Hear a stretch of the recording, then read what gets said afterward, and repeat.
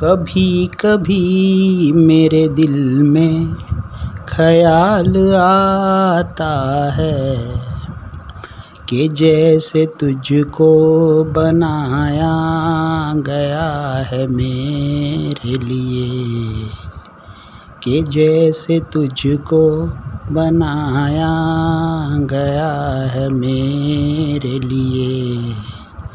तू अब से पहले सितारों में बस रही थी कहीं, तू अब से पहले सितारों में बस रही थी कहीं। तुझे ज़मीं पे बुलाया गया है मेरे लिए।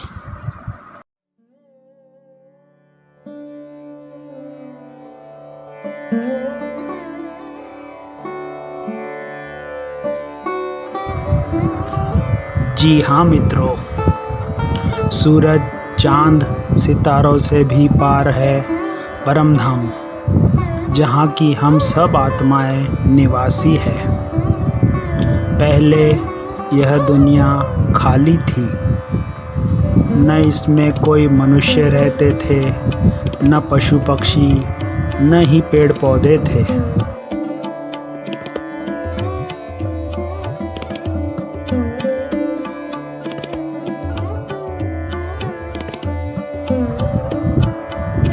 इस चित्र में 3 लोग दिखाए हैं। सबसे नीचे है साकार मनुष्य लोक। साकार माने जहाँ स्थूल शरीर होता है। उसके ऊपर दिखाया है सूक्ष्म लोक, जहाँ आकारी देवताएं रहते हैं। और उससे भी ऊपर है परम धाम, जहाँ निराकारी आत्माएं रहती है।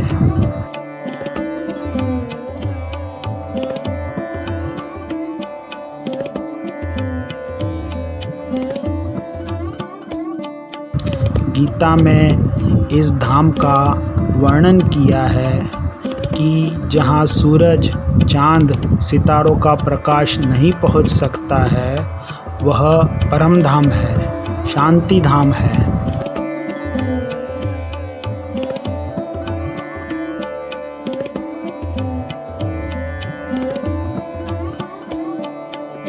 सभी आत्माएं इस धाम की निवासी है और अपने अपने समय पर सभी इस सृष्टि रूपी रंगमंच पर उतरती है।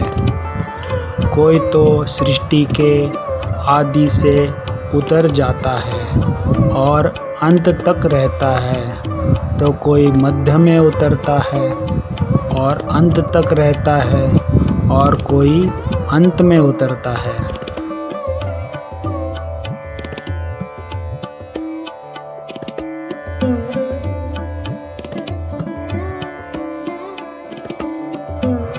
जब आत्मा इस धरती पर शरीर में आती है, तो प्रकृति के संग में आने से पहले सतो प्रधान, फिर रजो प्रधान और फिर तमो प्रधान बनती है। इसी कारण वह पहले सुख पाती है और अंत में दुखी हो जाती है।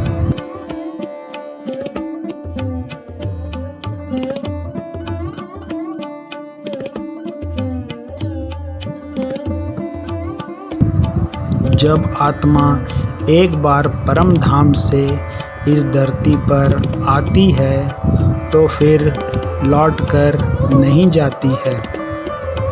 वह यहीं जन्म मरण के चक्कर में आती रहती है और पुनर्जन्म लेती रहती है।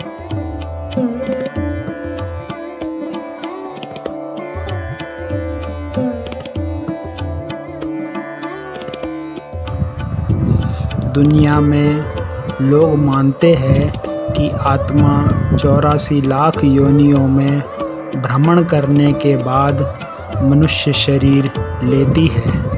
लेकिन जैसे आम के बीज से आम का ही पेड़ निकलता है और केले के बीज से केले का ही पेड़ निकलता है, उसी प्रकार जब मनुष्य एक शरीर छोड़ता है तो फिर मनुष्य शरीर ही पाता है। वह स्त्री या पुरुष बन सकता है।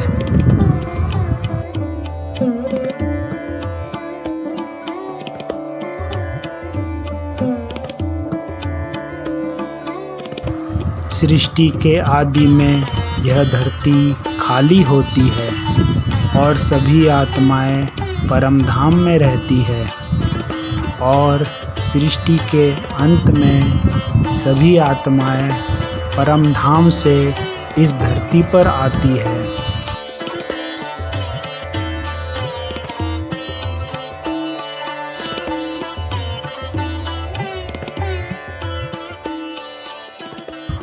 सभी आत्माओं के पिता परम पिता परमात्मा शिव भी परम धाम के निवासी हैं। अगले वीडियो में हम परम पिता परमात्मा शिव के बारे में विस्तार से जानेंगे। उनके गुणों, कर्तव्यों और शक्तियों के बारे में जानकारी प्राप्त करेंगे। ओम शांति।